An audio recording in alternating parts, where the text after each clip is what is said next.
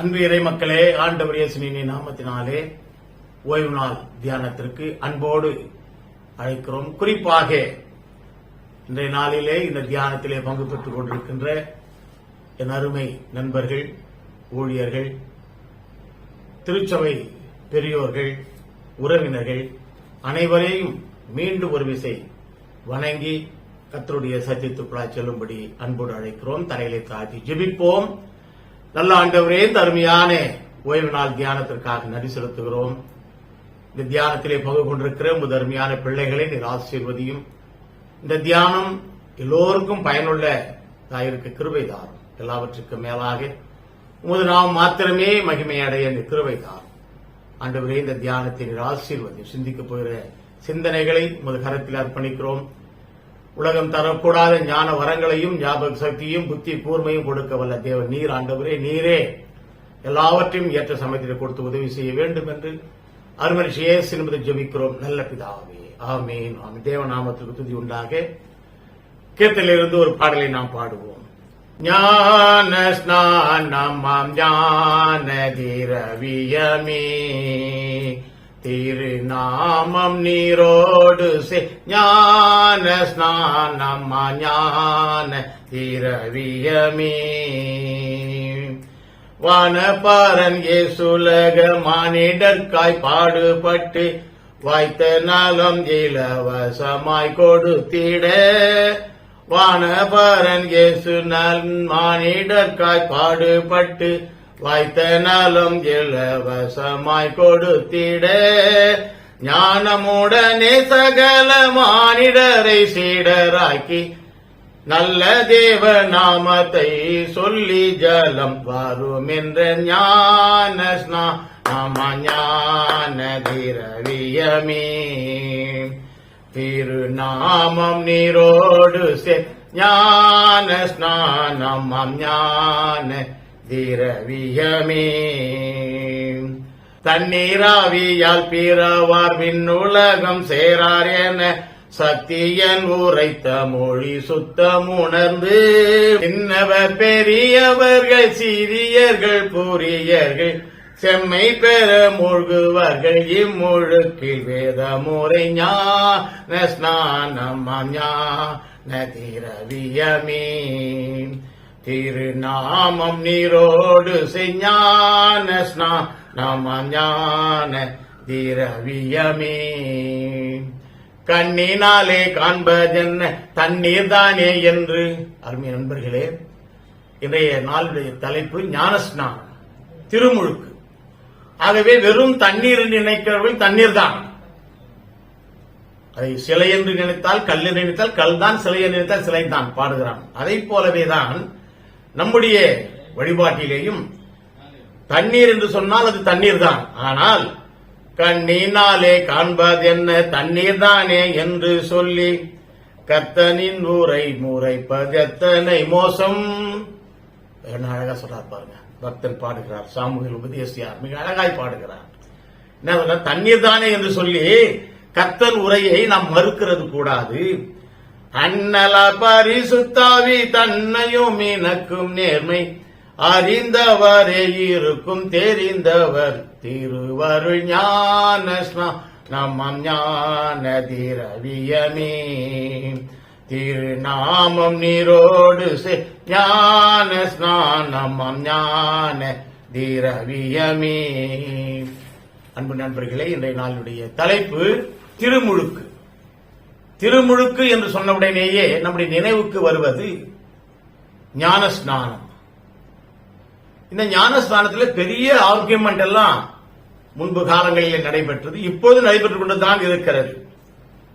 இந்த கிறிஸ்தவர்களின் தவிர்க்க முடியாத கடமைகளில் ஒன்று சாக்கிரமந்து. அந்த ஒரு சாக்கிரமந்து தான் திருமுழுக்கு. தென்னிந்திய திருச்சபையின் விதி பிரகாரம் 2 சாக்கிரமந்தங்கள் அனுசரிக்கப்படுகிறது. ஒன்று திருமுழுக்கு, மற்றொரு திருவிருந்து. இந்த திருமுழுக்கும் திருவிருந்தும் 2 சாக்கிரமந்தங்கள். ஏன் இந்த 2 மாத்திரம் எடுத்துக்கொண்டு செயலாற்றுகள் என்று சொன்னால், நமது ஆண்டவராகிய இயேசு கிறிஸ்து வாழ்ந்த காலத்திலே இந்த 2 சாக்கிரமந்துகளையும் பங்கு பெற்றார், புதுப்பித்தார். இந்த 2 சாக்கிரமந்துகளையும் ஆசீர்வதித்தார். இந்த 2 சாக்கிரமந்தங்களிலே தன்னுடைய கடமையை செலுத்தி அநேக மக்களுக்கு உபயோகப்படுத்தினார். ஆகவே கிறிஸ்தவ சாக்கிரமந்தங்கள் என்பது தெய்வீக அருளை, உரிமை, ஒரு புது வாழ்வை, ஒழுங்கை தருகின்றது என்று சொல்லலாம். இந்த சீர்திருத்த சபையாகிய நம்முடைய சபை போன்ற சபைகளிலே திருமுழுக்கும் திருவிருந்தும் 2 சாக்கிரமந்தங்கள் என்று சொல்லப்பட்டது. இந்த 2 சாக்கிரமந்தங்களை வைத்து குறிப்பாக திருமுழுக்கு என்று சொல்லுகின்ற அந்த முதல் சாக்கிரமத்தை வைத்து பல திருச்சபைகள் உலக அளவிலே உருவாகிக் கொண்டிருக்கிறது. தெளிப்பு தான் முக்கியம், தெளிப்பு தான் விசேஷம், தெளிப்பு ஞானஸ்தானம் தான் பெற வேண்டும். இது ஒரு பக்கம். இன்னொரு பக்கம் முழுகுது தான் பெருசு, முழுகு ஞானஸ்தானம் தான் உலகளாவிய ஞானஸ்தானம். இப்படியாக இறைவன் கொடுத்தது. இப்படியாக பலவிதமான சபைகளிலே பிரச்சனைகளை கலந்து கொண்டிருக்கிற நேரத்தில் நம்முடைய காரியங்களை நாம் சிந்திக்கணும். இன்று எல்லா திருச்சபை ஏறக்குறைய 199 விழுக்காடு திருச்சபைகளிலே ஞானஸ்தானம் தொட்டி கட்டாங்க. வேற பிரச்சனையே இல்லை. யார் கேட்கிறாங்களோ வந்து மூழ்கு மூழ்கு. ஆனால் இது மூழ்குதல் மட்டும் அல்ல, முழுகும் போதே இறைவனை உணர்தல், இறைவனை உணர்தல் அதுதான் முக்கியம். திருமுழுக்கு என்பது திருமுழுக்கு பெறுகின்றவர்கள் மூழ்கச் செய்யும் பொழுது, மூழ்கும் பொழுது மரிக்கிறார், கிறிஸ்துவனுடனே மரிக்கிறார். தான் நம்முடைய தலைப்பு. இன்றைய நாள் தலைப்பு திருமுழுக்கு என்பது கிறிஸ்துவினுடன் மரித்தலும் உயிர்த்தெழுதலும். மீண்டும் அவர் மேலே வரும் பொழுது உயிர்த்தெழுகிறார். ஆகவே பாவத்திற்கு செத்து பரிசுத்தத்திற்கு உயிர்த்தெழுகின்ற ஒரு நிலைமையை பார்க்கிறோம். இன்றைய நாட்களிலே புனித பயணம் மேற்கொள்கிறார்கள். இஸ்ரேல் நாட்டிற்கு போய் வந்தவுடனே அந்த புனித நீங்க பார்த்தீங்களே, புனித பணம் போய் வந்தவங்கள அவங்க காலில் விழுந்து நம்ம வேண்டாம் என்று சொல்லவில்லை. ஆனால் இது ஒரு அடையாளமற்ற ஒரு நிலைமையை அடையாளப்படுத்திக் கொள்கிறார்கள். வாழ்வை மாற்றுகின்ற அடையாளம் அல்ல. இந்த அடையாளங்கள் எல்லாம் புறச்சடங்கான ஒரு அடையாளங்கள். ஆகவே நம்முடைய அடையாளம் என்ன? திருமுழுக்கு என்று சொன்னால் கிறிஸ்தவத்திற்கு தனிப்பட்ட அடையாளங்கள் காணப்படுகிறது. ரோமர் புஸ்தகத்திலே 6ஆம் அதிகாரம் 3, 4, 5 வசனங்களை நாம் கடந்து போகும் பொழுது அங்கே ஒரு அருமையான செய்தி சொல்லப்படுகிறது. கிறிஸ்து இயேசுவுக்குள்ளதாக ஞானஸ்தானம் பெற்ற நாம் அனைவரும் அதாவது யார் ஒருவர் இயேசுவின் நாமத்தினாலே ஞானஸ்நானம் பெறுகிறார்களோ ஒருவர் அவருடைய மரணத்துக்குள்ளாக ஞானஸ்தானம் பெற்றதை அறியாமல் இருக்கிறார்களா என்ற ஒரு கேள்வியை பவுல் அப்போஸ்தலன் எழுப்புகிறார். ஞானஸ்நானம் என்பது அவருடைய மரணத்திலே அடக்கம் பண்ணப்படுகிற ஒரு நிகழ்வு. மீண்டும் ஆண்டவர் உயிரோடு எழுந்தாரே 3ஆம் நாள், அதை போலவே உயிரோடு எழுகின்ற ஒரு அடையாளம், மறு அடையாளம். சொல்லுங்க, படிங்க. மேலும் பிதாவின் மகிமையினாலே கிறிஸ்து மரித்தோரிலிருந்து எழுப்பப்பட்டதை போல நாமும் புதியதான ஜீவன் உள்ளவர்களாய், புதிய ஜீவன் பெற்றவர்களாய் நடந்து கொள்ளும்படிக்கு அவருடைய மரணத்திற்குள்ளாகவும் ஞானஸ்தானத்தினாலே கிறிஸ்துவுடனே கூட அடக்க பண்ணப்பட்டோம். ஞானஸ்தானத்தினாலே நாம் கிறிஸ்துவோடு ஐக்கியமாகி அடக்கம் செய்யப்படுகிறோம். ஆதலால் அவருடைய மரணத்தின் சாயலில் நாம் இணைக்கப்பட்டவர்களானால் அவர் உயிர்த்தெழுதலின் சாயலிலும் இணைக்கப்பட்டிருப்போம். மரணத்தோடு யார் இணைக்கப்பட்டிருக்கிறார்களோ, இயேசு மரித்தவராக அல்ல, உயிரோடு எழுந்த ஜீவனுள்ள கடவுளாக இருக்கிறார். ஆகவே இந்த ஞானஸ்நானம் பெறுகிறவர்கள் மரித்தாலும் பிழைப்பார்கள் என்று சொன்ன வண்ணமாய் மரிக்கிறார்கள் கிறிஸ்துவுக்குள்ளதாக. மீண்டும் ஆண்டவர் எவ்விதமாய் வெற்றி வீரராய் ஜெய வீரராய் உயிர்த்தெழுந்தாரோ அதை போலவே உயிர்த்தெழுகிறார். ஆகவே இந்த திருமுழுக்கை மையப்படுத்தி 3 காரியங்களை, 3 சிந்தனைகளை நம்முடைய சிந்தனைக்காக நாம் வைக்கலாம் நினைக்கிறோம். முதலாவதாக இந்த திருமுழுக்கு என்பது புது அடையாளம் கொடுக்கிறது.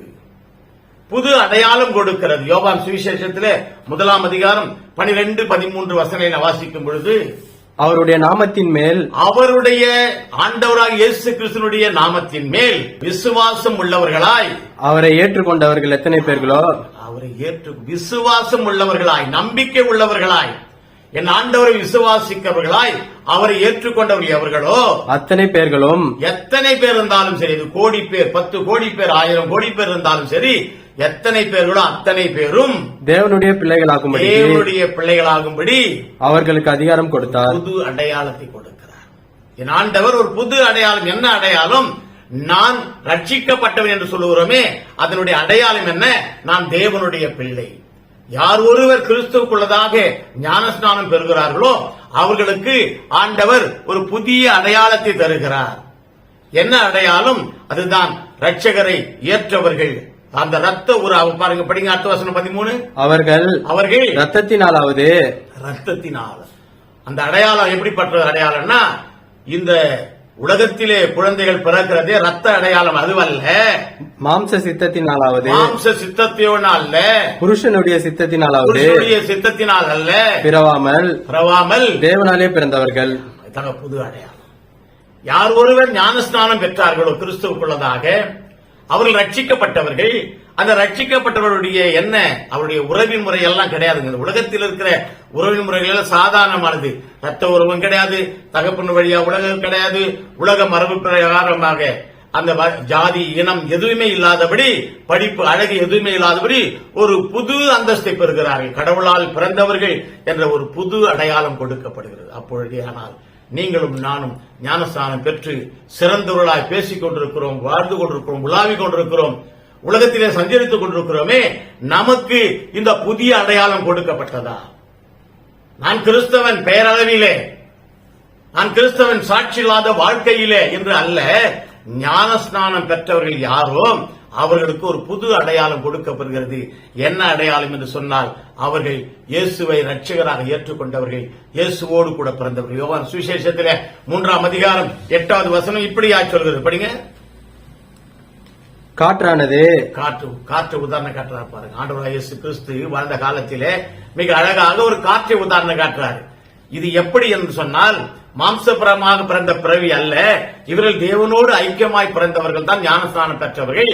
இதற்கு உதாரணமா சொல்றாரு, காற்று தனக்கு இஷ்டமான இடத்திலே வீசுகிறது, தனக்கு இஷ்டமான இடத்திலே வீசுகிறது, அதன் சத்தத்தை கேட்கிறாய், பார்க்க முடியாது. ஆகிலும் அது என்ன இடத்திலிருந்து வருகிறது, அது எந்த இடத்திலிருந்து வருகிறது அல்லது உதயமாகிறது தோன்றுகிறது என்று தெரியாமல் ஆவியினால் பிறந்தவன் எவனோ அவனும் அப்படியே இருக்கிறான். இந்த காற்று எவ்விதமாய் பிறந்த இடம் தெரியாமல் வீசுகிற இடம் தெரியாமல் இருக்கிறதோ அதை போலவே கர்த்தருடைய கிருபையினாலே திருமுழுக்கு பெற்றவர்களும் கர்த்தருடைய ஆசீர்வாதத்தை பெற்றவர்களாய் இருக்கிறார்கள் என்கிற ஒரு பெரிய காரியத்தை அங்கே சொல்கிறார், காற்றை உதாரணம் காட்டி. அப்படியேதான் மீண்டும் பிறந்தவர்கள் எந்த பரம்பரையிலே, இன்னைக்கு பாத்தீங்கன்னு சொன்னா கிறிஸ்தவத்திலே அதிகமாய் பரம்பரை ஞானங்கள், பரம்பரையினுடைய பெருமைகள், சாதிய பெருமைகள், குல பெருமைகள், இன பெருமைகள், அப்படியாகத்தான் பேசிக் கொண்டிருக்கிறார்கள். தவிர யார் ஒருவர் ஞானஸ்நானம் பெற்றுவிட்டாரோ அவருக்கு புதிய அடையாளம் கொடுக்கப்படுகிறது என்பதை மறந்து விட்டார்கள். என்ன புதிய அடையாளம்? மீட்கப்பட்டவர்கள், ரத்த கரையத்தினாலே மீட்கப்பட்டவர்கள், இயேசுவோடு மரித்தவர்கள், மீண்டும் இயேசுவோடு உயிரோடு எழுந்தவர்கள். இதுதாங்க புதிய பிறப்பு. காற்றிய விதமாய் இருந்த இடம் தெரியாமல் வீசுகிற இடம் தெரியாமல் வீசுகிறதோ அதை போலவே இயேசுவினுடைய ஞானஸ்தானத்தை பெற்றிருக்கிற நாமும் இப்படிப்பட்டவர்களாக இருக்க வேண்டும் என்பதுதான் ஒரு புதிய அடையாளத்தை கொடுக்கிறார். கலாத்தியர் புஸ்தகத்திலே 3ஆம் அதிகாரம் 27ஆம் வசனம் கடந்து போகும் பொழுது, ஏனெனில் உங்களில் கிறிஸ்துவுக்குள்ளதாக ஞானஸ்தானம் பெற்றவர்கள் எத்தனை பேரோ, கிறிஸ்துவுக்குள்ளதாக, ஐயா நான் தண்ணீர் ஞானஸ்தானம் பண்ணேன், நான் முழுகி பண்ணேன், நான் தெளிப்பு பண்ணேன், நான் இவ்விதமாய் பண்ணேன் என்று சொல்லாதபடி அத்தனை பேரும், எத்தனை பேர்களோ அத்தனை பேர்களும் கிறிஸ்துவை தரித்துக் கொண்டீர்களே. கிறிஸ்துவை தரித்து. அப்படியானால் எனக்கு ஒரு புதிய அடையாளம். என்ன அடையாளம்? நான் கிறிஸ்தவன் என்கிற அடையாளம் அல்ல, அடையாளத்தோடு சேர்த்து நான் கிறிஸ்துவை பெற்றுக் கொண்டவன், கிறிஸ்துவை அணிந்து கொண்டவன், கிறிஸ்துவை உடையவன், கிறிஸ்துவை பிரதிபலிக்கிறவன். இதுதாங்க புதிய அடையாளம். அப்படி என்னுடைய பழைய அடையாளம் எல்லாம் எங்கிருந்து காற்று வருகிறது அதே போல மறைந்து போய்விட்டது. என்னுடைய பழைய அடையாளம் சாதிய பெருமை, இன பெருமை, பண பெருமை, பதவி பெருமை, குல பெருமை எல்லாமே அழிந்து விட்டு நான் ஒரு புதிய அடையாளம் பெற்றவனாய் இருக்கிறேன். யார் யார் கிறிஸ்துக்குள்ள ஞானஸ்தானம் பெற்றிருக்கிறார்களோ அவர்கள் எல்லோரையும் ஆண்டவர் சொன்னாரு என்னுடைய பிள்ளைகள் என்று. இந்த புதிய அடையாளம். அவருடைய பிள்ளைகள் யார் என்று சொன்னால் ரட்சிக்கப்பட்டவர்கள், விடுவிக்கப்பட்டவர்கள், தீமையிலிருந்து விடுதலை பெற்றவர்கள், அவர்கள்தான் அவருடைய பிள்ளைகள். அது மாத்திரமல்ல, தீத்து புஸ்தகத்திலே 3ஆம் அதிகாரம் 5வது வசனத்தை கடந்து போகும் பொழுது, நாம் செய்த நீதியின் கிரியைகளின் நிமித்தம் நாம் செய்த நீதியின் கிரியைகள் நிமித்தம் அல்ல, அவர் நம்மை ரட்சியாமல் நம்முடைய நான் தான் நன்மை செய்தேன், நான் தான் இப்படி செய்தேன் அப்படி என்று நான் என்கிற எண்ணத்தோடு செயல்படாதபடி நாம் செய்த நன்மையான காரியத்தினால் அல்ல, தமது இரக்கத்தின்படியே அவருடைய இரக்கத்தின்படியே மறுஜென்மம் முழுக்கினாலும் அதாங்க ஞானஸ்நானம். ஞானஸ்நானம் என்பது மறு ஜென்ம முழுக்கு, பரிசுத்த ஆவியினுடைய புதிதாக்குதலினாலும் பரிசுத்த ஆவி ஞானஸ்நானம் யார் ஒருவர் பெற்று இருக்கிறார்களோ அவர்கள் புதிய ஆவிக்குள்ளாய் கடந்து வருகிறார். அந்த காலத்துல எல்லாம் நாங்கெல்லாம் சின்ன பிள்ளைகளா இருக்கும் பொழுது பக்கத்து வீட்டுல பண்டிகை கொண்டாடுவாங்க. கொண்டாடிட்டு எங்க வீட்டுக்கு வந்து கொடுப்பாங்க. எங்க அப்பாண்ட, சார் நாங்க கற்பூரம் கொளுத்தல, நாங்க தேங்காய் உடைக்கல, நாங்க தீபம் காட்டல, ஏன்னா நீங்க கிறிஸ்தவங்க, இதெல்லாம் செய்தா நீங்க சாப்பிடும். அப்போ இந்த உயர்வான எண்ணம் ஒரு காலத்திலே கிறிஸ்தவர்கள் மீது பிறருக்கு இருந்தது. ஏன் என்று சொன்னால் அவருடைய வாழ்க்கையில பின்னானவைகளை மறந்துவிட்டு இயேசுவோடு ஐக்கியமானார்கள். ஆனால் இன்றைய காலகட்டங்களிலே எல்லாமே ஒன்றாக மாறிவிட்டு எதுவா இருந்தாலும் பரவாயில்லைங்க, அதுல நாங்க இருக்குது கொடுங்க அப்படின்னு வாங்கிக் கொள்கிற இனத்தை நாம் சேர்ந்து விட்டோம். எனக்கு அருமையானவர்களே, நாம் ஒரு புதிய அடையாளம் தரித்தவர்களாய் காணப்பட வேண்டும். அதுதான் யாத்திராகம புஸ்தகத்திலே 7ஆம் அதிகாரம் 11 24 வரையில முதல் பாடமாக வாசிக்கட்டும். ஒரு புதிய துவக்கத்தை நோவா கொடுக்கிறார், ஒரு புதிய அடையாளத்தை நோவா கொடுக்கிறான். பேழைக்குள்ளாது யார் யார் பிரவேசிக்கிறார்களோ அவர்கள் எல்லாரும் பெரிய வெள்ளத்திலிருந்து ரட்சிக்கப்படுகிறார்கள். இதுதான் அதனுடைய சாராம்சம். எனக்கு அருமையான நோவாவின் குடும்பமும் ஜோடி ஜோடியான காட்டுப்புறா, ஜோடி ஜோடியான மிருக ஜீவன்கள், ஊர்வன, நீந்துவன, பரப்பன எல்லாமே அது கூண்டுக்குள்ள போயிடுது. இதனுடைய நோக்கம் என்ன? அந்த பேழைக்குள்ளதாய் பிரவேசித்தவர்கள், அந்த ஞானஸ்நான பேழைக்குள்ளாய் பிரவேசித்தவர்கள் ரட்சிக்கப்பட்டார்கள், புதிய கிருபை பெற்றார்கள். அதுதான் அவர்களுக்கு புதிய அடையாளம். இன்று கிறிஸ்தவர்களாகிய நமக்கு ஞானஸ்நானத்தின் மூலமாய் கொடுக்கப்படுகிறது புதிய அடையாளம். என்ன புதிய அடையாளம்? நான் கிறிஸ்தவன். இந்த ஞானஸ்நானத்தின் மூலமாய் நான் தேவனுக்காய் மரிக்கிறேன். இந்த திருமுழுக்கின் மூலமாய் நான் மரித்ததோடு அப்படியே போயிடாதபடி, எப்படி என் ஆண்டவராக இயேசு கிறிஸ்து மரித்த தேவன் மரித்தவராக இல்லாதபடி உயிர்த்தெழுந்தாரோ அதை போலவே ஞானஸ்தானத்தின் வாயிலாக நான் உயிர்த்தெழுகிறேன் என்ற மேலான எண்ணத்தோடு வாழ்தல் தான் ஒரு புதிய அடையாளம். இரண்டாவது, புதிய ஆன்மீகம். முதலாவதாக புதிய அடையாளத்தை இந்த திருமுழுக்கு எனக்கு கொடுக்கிறது. இரண்டாவது, புதிய ஆன்மீக வாழ்க்கையை இந்த திருமுழுக்கு எனக்கு கொடுக்கிறது. ரோமர்ல நிருபத்தில் 6ஆம் அதிகாரம் 6ஆம் வசனம் கடந்து போகும். நாம் இனி பாவத்துக்கு ஊழியம் செய்யாதபடிக்கு பாவ சரீரம் ஒழிந்து போகும் பொருட்டாக நம்முடைய ஞானஸ்தான அறிக்கைகளை நாம் பார்ப்போம். ஆயர் சொல்கிறார், பாவத்தை எல்லாம் விட்டு விடுகிறாயா, இதை விட்டு விடுகிறாயா என்று சொல்லும் பொழுது தலையை எல்லாத்தையும் ஆட்டுறது. ஒருவேளை வயதானவர்கள் ஞானஸ்தானா அவங்களே சொல்வாங்க, இல்லைன்னா நம்முடைய குழந்தைகள் சார்பாக பெற்றோர் சொல்றாங்க, இவனை நல்ல வழக்கங்களிலே வளர்ப்பிப்பாயாக சொல்லிட்டு சாயந்தரமே டிவி காமிச்சிருப்பாங்க. டிவியில் இருக்கிற படத்தை பார்த்து இருப்பாங்க. டிவி கையில கொடுத்துருவாங்க, செல்ல கையில கொடுத்துருவாங்க. அவன் பாட்டு விளையாடி இருப்பான், சண்டை போட்டு இருப்பான். எனக்கு அருமையானவர்களே, புதிய ஆன்மீக வாழ்க்கை அது அல்ல. படிங்க. பாவ சரீரம் ஒழிந்து போகும் பொருட்டாக, இந்த பாவ சரீரமானது ஒழிந்து போகும் பொருட்டாக நம்முடைய பழைய மனுஷன் அவரோடு கூட சிலுவையில் அறையப்பட்டது என்று. புதிய ஆன்மீகம் என்பது இந்த பழைய மனிதனாகிய நான், என் பழைய ஜென்ம சுபாவங்களாகிய அனைத்து தீமையும் இயேசுவோடு சிலுவையில் அறையப்பட்டு அறிந்திருக்கிறோம். இயேசுவோடு சிலுவையில் அறைந்து நான் புது ஜீவனை பெற்றவனாய், புதிய ஆன்மீகத்தை பெற்றவனாய் சமூக நடவடிக்கைகளே நான் ஈடுபட வேண்டும். இயேசு என்ன வழி சொன்னார் பாத்தீங்களா? லூக்கா சுவிசேஷத்துல 6ஆம் அதிகாரம் 29ஆம் வசனம் படிங்க. இயேசு என்ன அழகா சொல்றாரு பாருங்க. லூக்கா 6:29. உன்னை ஒரு கன்னத்தில் அறைகிறவனுக்கு புதிய ஆன்மீகத்தினுடைய பிரதிபலிப்பு. ஐயா, நான் புதிய ஆன்மீகத்தை பெற்றுவிட்டேன் திருமுழுக்கின் மூலமா என்று சொல்கிறேன். நாம் நம்முடைய வாழ்க்கை இந்த சமூகத்திலே எவ்விதமாய் இருக்கிறது என்று சொன்னால் என்ன சொல்ல படிங்க. உன்னை ஒரு கன்னத்தில் அறைகிறவனுக்கு ஒரு கன்னத்தில் அறைகிறவனுக்கு மறு கன்னத்தை அன்பின் அடிப்படையிலே பிறர் என்ன படிங்க. அடுத்த வருஷம் படிங்க. உன் அங்கியை எடுத்துக் கொள்கிறவனுக்கு உன் அங்கியை எடுத்துக் கொள்கிறவனுக்கு உன் வஸ்திரத்தையும் எடுத்துக்கொள்ள தடை பண்ணாதே. எடுத்துக்கொள்ள தடை பண்ணாதே. தடை பண்ணாதே. கொடுங்கள், கொடுங்கள், மன்னியுங்கள், அன்பு செலுத்துங்கள். இதுதாங்க புதிய ஆன்மீக வாழ்க்கை. புதிய ஆன்மீக வாழ்க்கைன்றது இதோ பரலோகத்துக்கு போற வாழ்க்கை அல்ல. இந்த பூமியிலேயே நாம் செய்ய வேண்டிய தகுதியுள்ள காரியங்கள். பிறர் என்ன செய்ய விரும்புகிறார்? 31 வசனம் படிங்க. மனுஷர் உங்களுக்கு எப்படி செய்ய வேண்டும் என்று மனுஷர் இந்த உலகத்தில் அதான் புதிய ஆன்மீகம் என்பது. இந்த உலகத்திலே நான் வாழுகின்றேன். என்னுடைய வாழ்க்கையிலே பிறர் எனக்கு எதை செய்ய விரும்புகிறோனோ அப்படியே நீங்களும் அவர்களுக்கு செய்யுங்கள். இதுதாங்க. இது நான் விரும்புறேன், ஆனா நான் செய்யறதில்லை.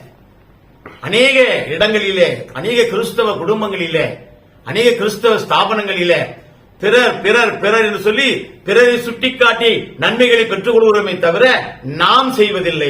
அழகா ஆண்டவராக இயேசு சொல்றா பாருங்க. பிறர் என்ன செய்ய நாம் விரும்புகிறோமோ அதை என்ன பண்ணமா அவர்களுக்கு செய்யுங்கள். இதை செய்கிறோமா? இதுதாங்க புதிய ஆன்மீகம். புதிய ஆன்மீகம் என்று சொன்னால் நான் பிறருக்கு டூ குட் என்று சொல்றான். எங்கேயா நம்ம டூ குட் சொல்றோம்? எங்கேயுமே செய்யறதில்லையே, எங்கேயுமே செய்யறதில்லையே. நாம வாழ்க்கையில வாழ்ந்த உடனே, கிறிஸ்துவ ஆன உடனே யாரை கெடுக்கலாம், யாரை மோசம் பண்ணலாம், யாரை இவ்விதமாய் படுகொழிலே தள்ளலாம், இதைத்தான் சிந்திக்கிறோமே தவிர நான் ஏதாவது ஒரு பதவிக்கு வந்து விட்டால் யாரை பழி வாங்கலாம், எனக்கு அதிகாரம் கொடுக்கப்பட்டு விட்டது என்று நினைக்கிறோமே தவிர புதிய ஆன்மீக வாழ்க்கையில நுழைவதே இல்லை. இங்க பாருங்க, புதிய ஆன்மீக வாழ்க்கையில நுழைய வேண்டும் என்று சொன்னால் முதலாவதாக பிறரிடத்திலிருந்து நான் எதை எதிர்பார்க்கிறேனோ அதை நான் செய்ய வேண்டும். அதை நான் செய்ய வேண்டும். இதுதான் வாழ்வளிக்கின்ற புதிய ஆன்மீகத்தினுடைய ஆன்மீக சிந்தனை. இந்த ஆன்மீகத்தை நான் பெற்றுக்கொண்டேனா? ரோமர் புஸ்தகத்தில் அதுதான் நம்ம வாசிக்க கேட்ட 2ஆம் பகுதியாக ரோமர் நிருபத்தில் 6ஆம் அதிகாரம் 1 முதல் 14 வரையில நான் அதுல குறிப்பா 6ஆம் வசனம் படிங்க. நாம் இனி பாவத்துக்கு ஊழியம் செய்யாதபடிக்கு நாம் இதாக புதிய ஆன்மீகம். புதிய ஆன்மீகம் என்பது பிறர் என்ன செய்ய விரும்புகிறோமோ நமக்கு அதை நாம் செய்வதும், அதுவரோடு மாத்திரமல்லாதபடி பாவ சரீரம் ஒழிந்து போகும் பொருட்டாக பாவ சரீரம், இந்த பாவ சரீரம், இந்த பாவ பிண்டம் அழிந்து போகும்படி நம்முடைய பழைய மனுஷன் அவரோடு கூட சிலுவையில் அறையப்பட்டது என்று அறிந்திருக்கிறோம். இதுதான் புதிய ஆன்மீகம். புதிய ஆன்மீகத்தை ஒருவன் பெற வேண்டுமானால் இந்த பாவ சரீரம் என் ஆண்டவரோடு கூட சிலுவையில் அறையப்பட வேண்டும். என் அப்பனோடு சிலுவையில் அறையப்பட, அது யாருமே விரும்புறதில்லை. அந்த சிலுவையின் காட்சியை பாருங்க, பக்தன் அழகா பாடுறான். திரண்ட ஆஸ்தி, உயர்ந்த கல்வி, செல்வாக்குகள் மிக விருப்பினும் குருசை நோக்கி பார்க்க எனக்கு, குருசை நோக்கி பார்க்க எனக்கு இந்த உலகத்தில் இருக்கிற உரிய பெருமை யாவும் அற்பம். இன்னும் அழகா பண்ண பாருங்க. இந்த கிறிஸ்து இயேசு ராஜா ஐயா உன் சிலுவத்தாயா. புதிய ஆன்மீகத்தை நான் பெற்றுக்கொள்ள வேண்டுமானால் உம்முடைய சிலுவையை நோக்க வேண்டும், உம்முடைய சிலுவையை நோக்க வேண்டும், சிலுவையின் முன்னே இருக்க வேண்டும், சிலுவையை பார்த்து நான் நடக்க வேண்டாம். தான் புதிய ஆன்மீகம். புதிய ஆன்மீகம், புதிய அடையாளம் பெற்றுக்கொண்ட நாம் புதிய ஆன்மீகத்தோடு வாழ வேண்டும். எவ்விதம் என்று சொன்னால் பிறர் என்ன செய்ய விரும்புகிறார்களோ அதை நாம் செய்ய வேண்டும். அது மாத்திரமல்ல, பழைய மனிதன் களையப்பட்டு புதிய மனிதனாக மாற வேண்டாம். அந்த கிருபையை நாம் சிலுவையிலிருந்து பெற்றுக்கொள்ள வேண்டாம். சிலுவையில பழைய காரியங்களை அறைந்து புதிய மனிதனாக பிறக்க வேண்டும். அது மாத்திரமல்ல, அதே ரோமர்ல 6ஆம் அதிகாரம் 13ஆம் வசனம் படிங்க. நீங்கள் உங்கள் அவயவங்களை அநீதியின் ஆயுதங்களாக, ஆண்டவர் ரொம்ப அழகா சொல்றார். சிறிய வயதில நான் பாடிய பாடல் ஒன்று ஞாபகத்தோடு எனக்கு கத்துக் கொடுத்தாங்க. சுகுணா ஆண்டி அவங்க என்ன சொன்னாங்க? கண்ணே நீ பார்ப்பது என்ன என்ன, இந்த கண்ணை பார்த்து சொல்றாங்க. கண்ணே நீ பார்ப்பது என்ன என்ன, ஏசப்பா மேலிருந்து தாழ உன்னை பார்க்கிறார். கண்ணே நீ பார்ப்பது என்ன, அதே மாதிரி காதே நீ கேட்பது என்ன. இன்னைக்கு உலக வாழ்க்கையில ஆன்மீகம் அழிந்து போய்விட்டது. ஆன்மீகம் எங்குமே இல்லை. எல்லா இடத்திலையும் கூச்சல், குழப்பங்கள், போராட்டங்கள், சண்டைகள், பிரச்சனைகள், வகுப்பு பேதங்கள், மார்க்க பேதங்கள், பண பேதங்கள் இப்படியாக மலிந்து விட்டதினால இந்த புதிய ஆன்மீகம் பிறக்கவில்லை, கிறிஸ்தவர்கள் மத்தியிலே குறிப்பாய் பிறக்கவில்லை. ஆகவே தான் சொல்றாரு, உங்கள் அவயவங்களை பாவத்திற்கு ஒப்புக்கொடாமல் உங்களை மரித்தோரிலிருந்து பிழைத்திருக்கிறவர்களாக தேவனுக்கு ஒப்பு கொடுத்து நாம ஒப்பு கொடுக்கணும். நம்ம ஒப்பு கொடுக்கணும். அதுதாங்க பேப்டிசம் சொல்றது. அதுதான் திருமுழுக்கு சொல்லுது. நம்மை முழுவதுமாய் அர்ப்பணித்தல், நம்மை ஒப்பு கொடுத்தல், இறைவனுக்கு ஒப்பு கொடுத்தல். அப்பதான் புதிய ஆன்மீக வாழ்க்கை நம்முடைய வாழ்க்கையிலே மிளிருகின்ற ஒரு தன்மையை பெறும். படிங்க. தேவனுக்கு ஒப்பு கொடுத்து உங்கள் அவயவங்களை நீதிக்குரிய ஆயுதங்களாக. நீதிக்குரிய ஆயுதம். இன்னைக்கு ஆயுதங்கள் பலவாறாக பயன்படுகிறது உலகத்திலே. அநியாயமான கொலைகள், அநியாயமான சாவுகள், அநியாயமான மரணங்கள், அநியாயமான தற்கொலைகள் இவ்விதமாய் மலிந்து நீதிக்கு பிழைக்கிற தன்மை இல்லாதபடி நீதியை கொன்று பிழைக்கிற தன்மைதான் நீடித்து வருகிறது. இது புதிய ஆன்மீகம் அல்ல. இந்த பழைய ஆன்மீகத்தில் புதிய ஆன்மீகம் சொல்றாங்க. 13 ரொம்ப அழகாக படிக்க மறுபடியும். நீங்கள் உங்கள் அவயவங்களை நீதியின் ஆயுதங்களாக பாவத்திற்கு ஒப்புக்கொடாமல். நீதியின் ஆயுதம் பாவத்தின் வழிக்கு ஒப்பு கொடுக்கப்பட மாட்டாது, பாவத்தின் வழி செல்லாது. நீதியின் ஆயுதம் எங்க போவோம் பாருங்க. உங்களை மரித்தோரிலிருந்து பிழைத்திருக்கிறவர்களாக தேவனுக்கு ஒப்பு கொடுத்து. தேவனுக்கு அப்ப நீதியின் ஆயுதம் என்பது நாம் தேவனுக்கு ஒப்பு கொடுக்கின்ற பெரிய காரியம்தான். ஒப்பு கொடுத்து உங்கள் அவயவங்களை நீதிக்குரிய ஆயுதங்களாக தேவனுக்கு ஒப்பு கொடுங்கள். நாம் ஒப்பு கொடுக்கிறது புதிய ஆன்மீகம். புதிய ஆன்மீகம் என்பது நான் அடையாளத்தை மட்டும் பெற்றுக்கொண்டு அடையாளத்தை மாற்றி வைத்துக் கொண்டு நான் கிறிஸ்துவன் என்று சொல்லிக் கொண்டிருப்பது அல்ல.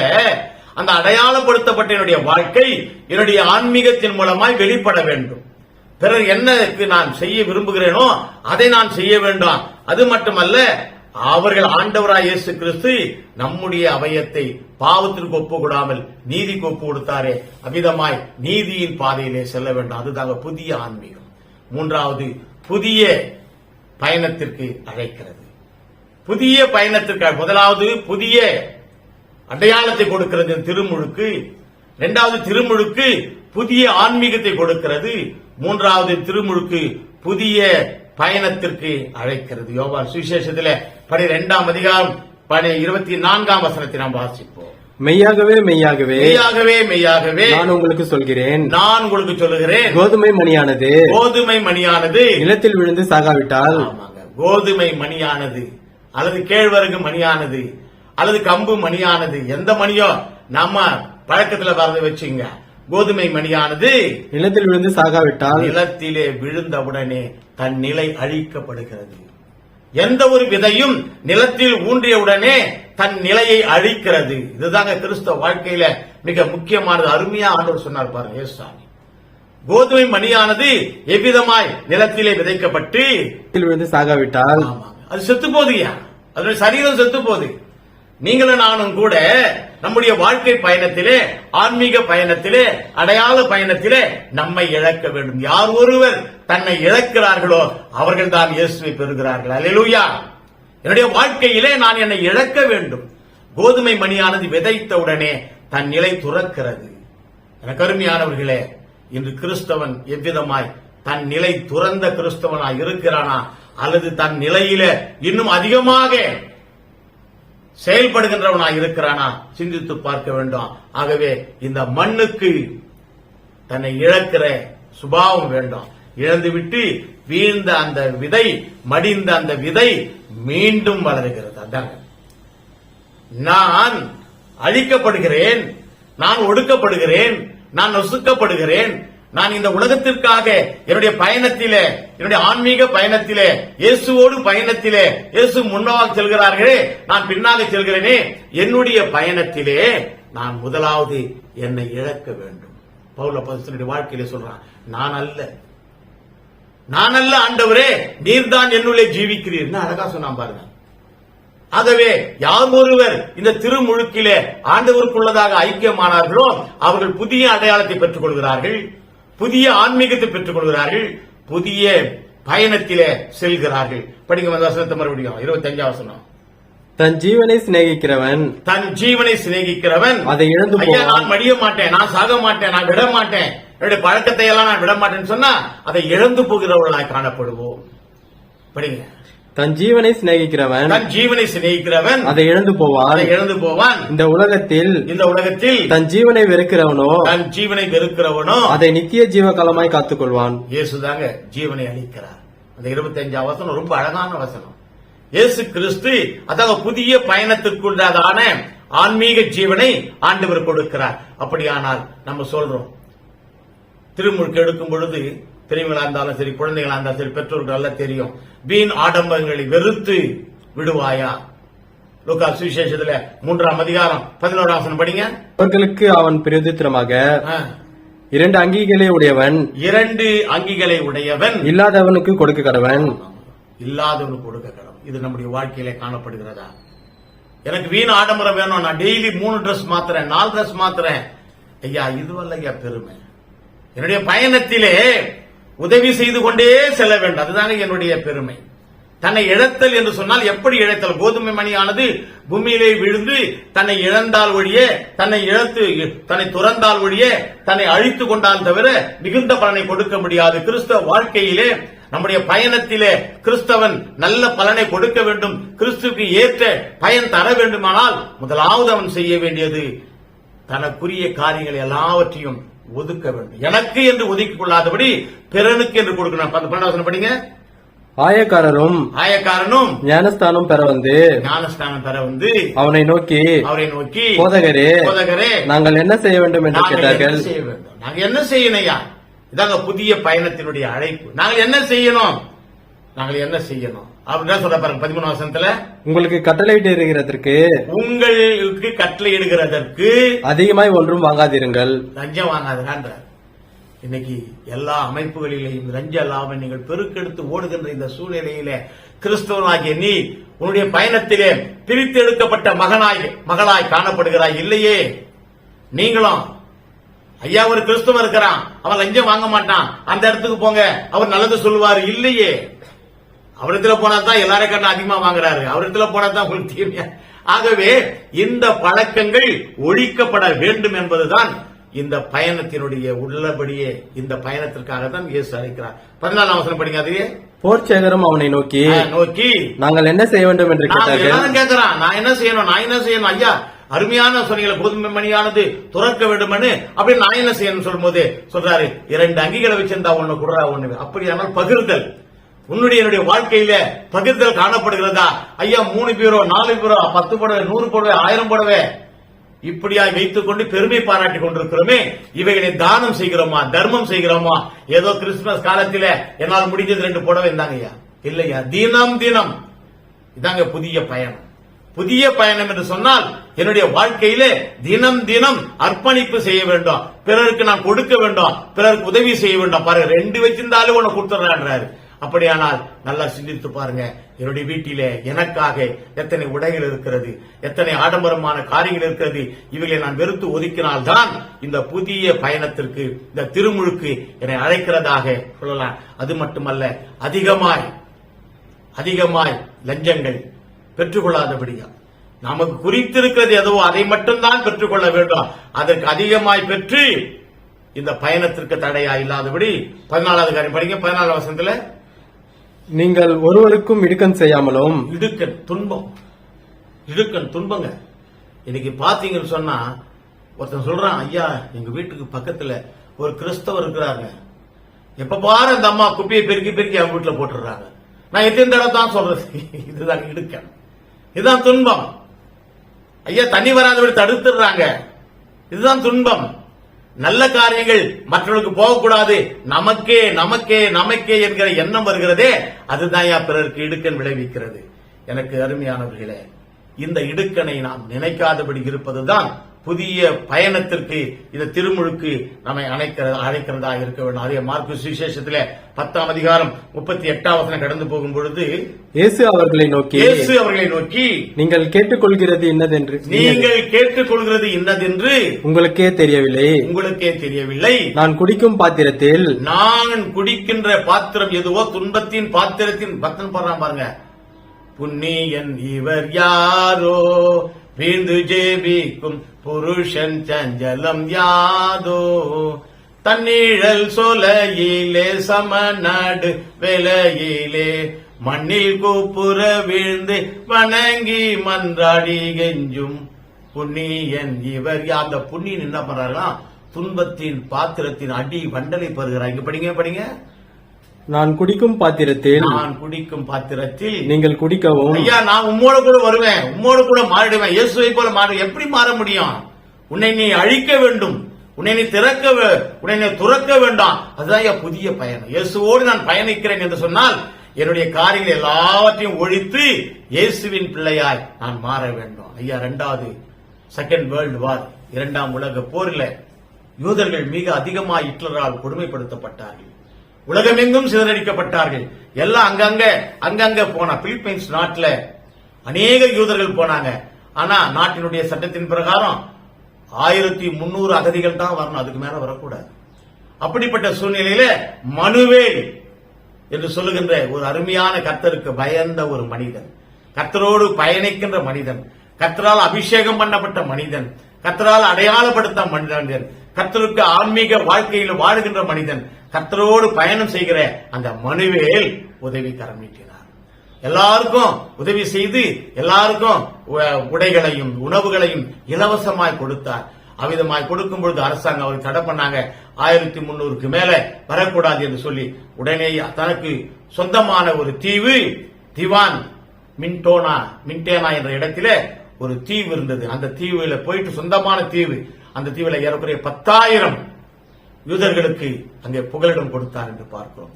எதன் அடிப்படையில் என்று சொல்லும் பொழுது அவருடைய பயணத்திலே அன்பு அவரை நெருக்கி ஏவிவிட்டது. தன்னலமற்ற ஒரு அன்பு, நிபந்தனையற்ற ஒரு அன்பு, எதையும் எதிர்பார்க்காத ஒரு அன்பு. அதைத்தானே சொல்றாரு ஆண்டவர், நீ பயணிக்கும் பொழுது உன்னுடைய பயணம் தன்னலமற்றதா இருக்க வேண்டும், அதாவது நிபந்தனையற்றதா இருக்க வேண்டும்.